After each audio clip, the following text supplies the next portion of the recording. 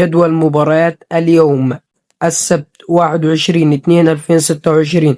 كأس مصر وتواجه إنبي. الدوري الإنجليزي أستون فيلا تواجه ليدز يونايتد الساعة 5 مساء.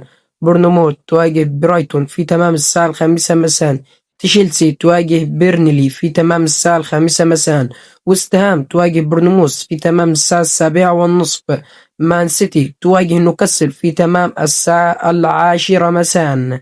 الدوري الأسباني ريال سوسيداد تواجه ريال أوفيد في تمام الساعة 3 مساء.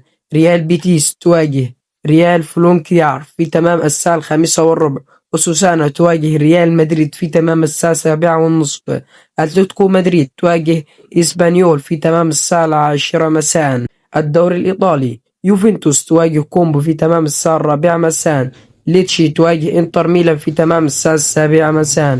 كيلاري تواجه لاتسيو في تمام الساعة 9:45. الدوري الألماني بايرن ميونخ تواجه فرانكفورت الساعة 4:30 مساء. كولن تواجه هوفنهالتوم في تمام الساعة 4:30. دوري روشن السعودي الهلال تواجه الاتحاد في تمام الساعة 9 مساء. الخليج تواجه نيوم في تمام الساعة 9 مساء.